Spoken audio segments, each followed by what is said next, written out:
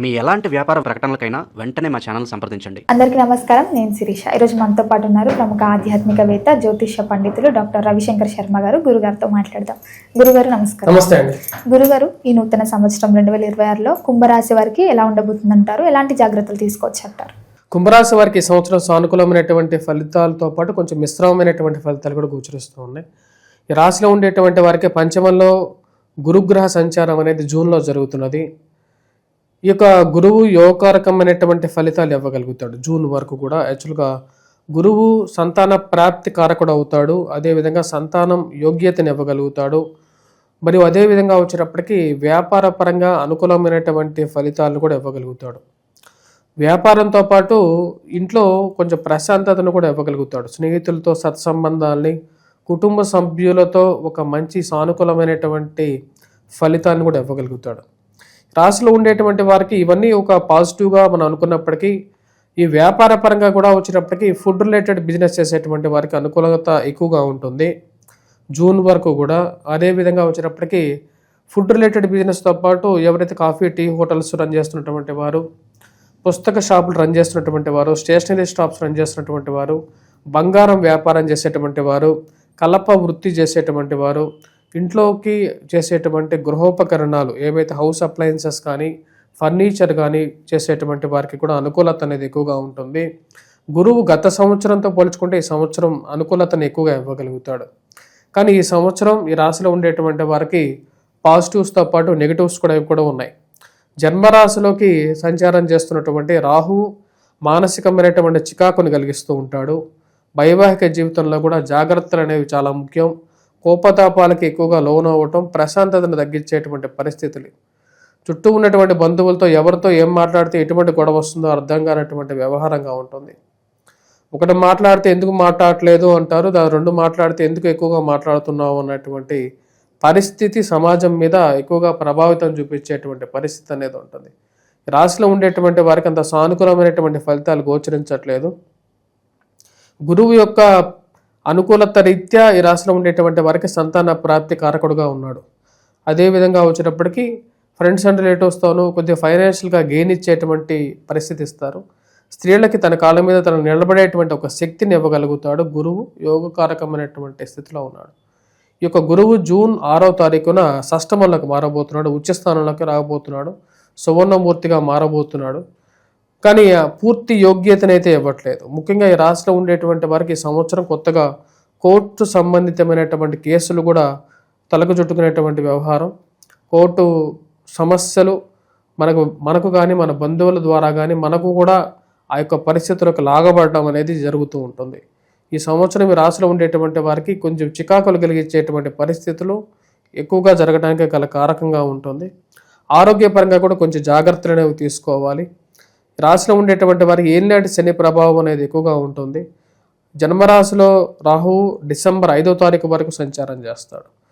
December 5వ తారీఖు వరకు కూడా ఈ రాశిలో ఉండేటువంటి వారికి ముఖ్యంగా మానసికమైనటువంటి సమస్యలకు గురి చేసేటువంటి వారు, బాగా తెలిసినటువంటి బంధువులు మరియు అత్తమామలు వారి నుంచి కొంచెం ప్రెజర్స్ ఎక్కువగా ఉండటం అనేది జరుగుతూ ఉంటుంది.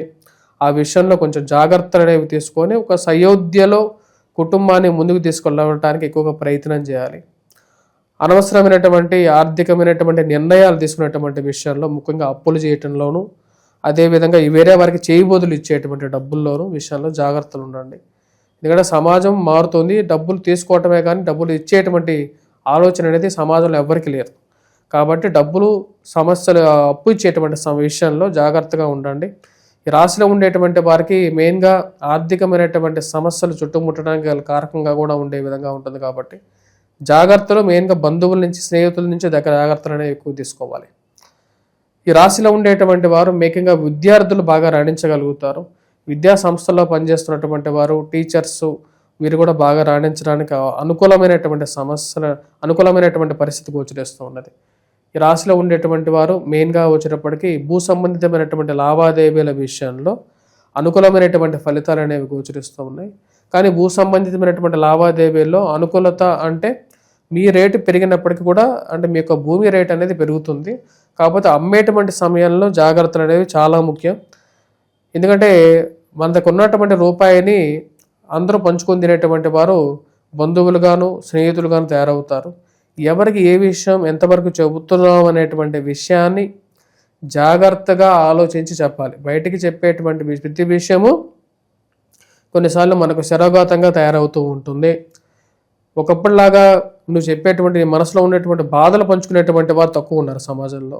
నీ బాధల్ని అడ్వాంటేజ్ చేసుకునేటువంటి వారు ఎక్కువగా ఉంటారు. కాబట్టి మనకి ఎన్ని బాధలు ఉన్నా సరే ఇంట్లో ఆ బాధల్ని ఏదో పంచుకుందామని చెప్పి వాడు చెప్తే వారు దాన్ని ఇంకో విధంగా తీసుకుని మన మీద అడ్వాంటేజ్ తీసుకొని మన మీద పెత్తనం చేసేటువంటి వారు సమాజంలో ఉన్నారు. కాబట్టి జాగ్రత్తగా ఉండాల్సినటువంటి ముఖ్యమైనటువంటి సూచన.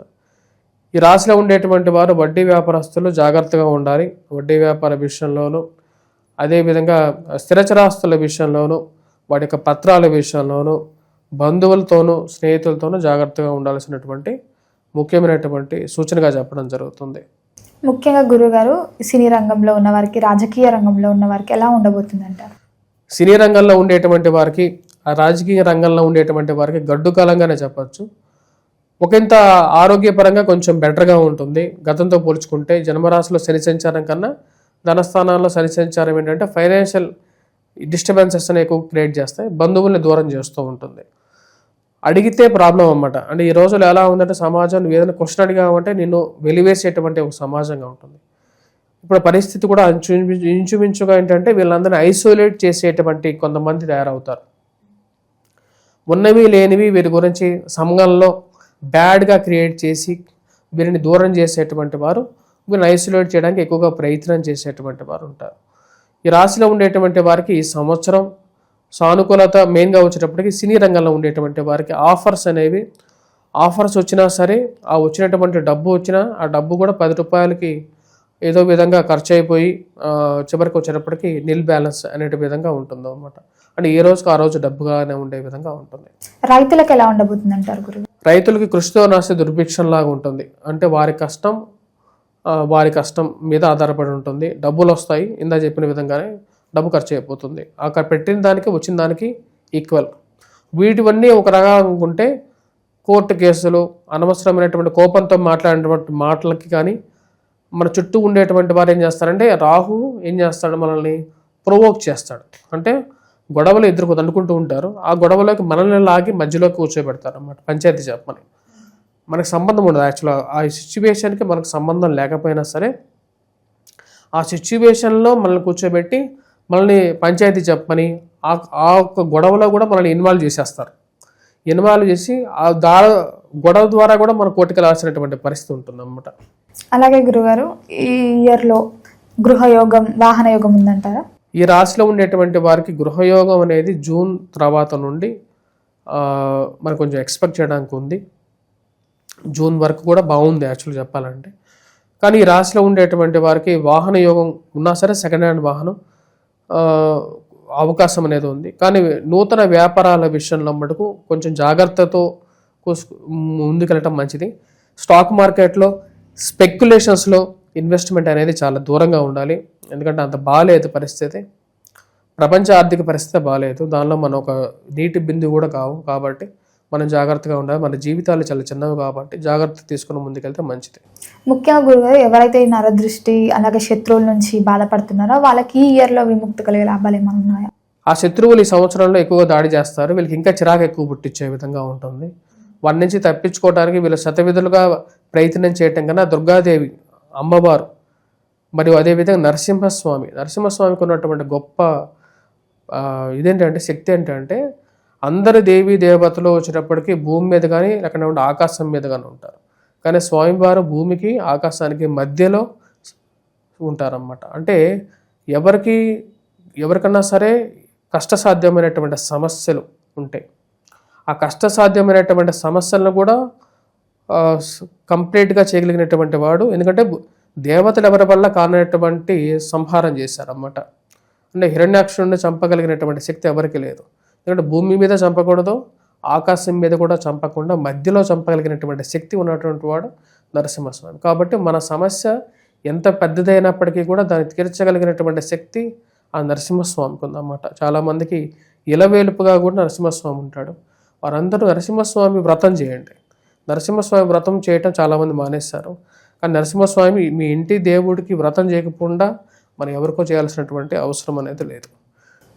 అలాగే గురుగారు, మీరు ఈ ద్వాదశ రాశుల వారికి ఒక ర్యాంకింగ్ ఇస్తున్నారు అనలైజ్ చేసి. సో కుంభరాశి వారికి ఏ ర్యాంక్ ఇస్తారు? కుంభరాశి వారికి ఈ సంవత్సరం నేను ఇచ్చినటువంటి ర్యాంక్ 9th ర్యాంక్ ఇచ్చాను. ఆ 9th ర్యాంక్ కూడా ఇవ్వడానికి గల కారణం గురువు ఉచ్చ స్థానంలో ఉండటం, ఫస్ట్ హాఫ్లో గురువు పంచమంలో యోగకారకమైనటువంటి స్థానంలో ఉన్నందువలనే ఇచ్చాను. ఇంకా ఏ గ్రహం కూడా అంత సానుకూలమైనటువంటి స్థితిలో ఈ రాశి వారికి లేదు. అలాగే గురుగారు, ఈ ఇయర్ అంతా ఇంకా అనుకూలంగా ఉండాలంటే ఏ దైవాన్ని పూజించమంటారు, ఎలాంటి పరిహారాలు చేయమంటారు? ఈ రాశిలో ఉండేటువంటి వారు మెయిన్గా పూజించాల్సింది వెంకటేశ్వర స్వామిని పూజించాలి, దుర్గాదేవిని పూజించాలి, వినాయకుడిని పూజించాలి. మెయిన్గా ఈ ముగ్గురిని పూజించాలి. వెంకటేశ్వర స్వామిని, దుర్గాదేవికి కుంకుమార్చన చేయడం, కుంకుమని పెట్టుకోవటం. అదేవిధంగా వచ్చేటప్పటికి ఈ రాశిలో ఉండేటువంటి వారు వినాయకుడిని ఎప్పుడన్నా సరే ఇంట్లోంచి బయటికి వెళ్ళేటటువంటి సమయంలో ఓం గం గణపతియే నమః అనేటువంటి ఒక మంత్రాన్ని చదవండి. అదేవిధంగా మానసికంగా ప్రశాంతతగా లేకుండా మానసికంగా బాధ కలిగించేటువంటి సమయాలు అప్పుడప్పుడు వస్తాయి. కళ నుంచి నీళ్ళు రావడం కానీ అలాంటివంటి సమయాల్లో ఓం దుమ్ దుర్గాయే నమః అనేటువంటి ఒక మంత్రాన్ని చదవండి. మిగతా సమయంలో ఓం నమో నారాయణ, ఓం భగవతే వాసుదేవాయ అనేటువంటి ఒక మంత్రాన్ని చదువుకోండి. ప్రశాంతంగా ఉండటానికి ఎక్కువగా ప్రయత్నం చేయండి. ఈ రాశిలో ఉండేటువంటి వారు మెడిటేషన్ చేయటం అనేది కూడా కొంచెం అనుకూలంగా కూడా ఇస్తుంది. ఆరోగ్యాన్ని చక్కగా చూసుకోవటం. ఈ సంవత్సరం ఈ రాశిలో ఉండేటువంటి వారు గోమేధికాన్ని ధరించడం అనేది మంచిది. గోమేధికాన్ని కానీ లేకపోతే కాకి నీలాన్ని కానీ రెండిట్లో ఒకటిని ధరించండి. ఇంచుమించు రెండు ఒకటే ఫలితాన్ని ఇస్తూ ఉంటాయి. శని రాహువు ఇంచుమించు 2 పాపగ్రహాలు, ఒకటి కుటుంబ స్థానంలో ఒకటి జన్మరాశిలో సంచారం చేస్తుంది. కాబట్టి ఈ 2 గ్రహాలకి మీరు వచ్చేటప్పటికి ముఖ్యంగా పరిహారం అనేది చేసుకోవాలి. వెంకటేశ్వర స్వామి దేవాలయంలో కానీ ఎక్కడైనా సరే దేవాలయంలో నవగ్రహాల్లో శని ముందు దీపారాధన చేయటం, శనికి తైలాభిషేకం చేయటం, నల్లటి వస్త్రాన్ని దానం ఇవ్వటం, ఇనుముని ఇంట్లో చెత్త ఇనుముని ఎక్కువ పెట్టుకోవద్దు, చెత్త ఇనుముని దానం ఇచ్చేసేయండి. ఇది కూడా వచ్చేటప్పటికి మీకు ఫైనాన్షియల్ స్టెబిలిటీని పెంచగలుగుతుంది. ఓవరాల్గా గురుగారు, ఈ 2026 నూతన సంవత్సరంలో కుంభరాశి వారికి ఎలా ఉండబోతుంది, ఎలాంటి జాగ్రత్తలు తీసుకోవాలి, ఏ దైవాన్ని పూజించాలో తెలియజేసినందుకు ధన్యవాదాలు.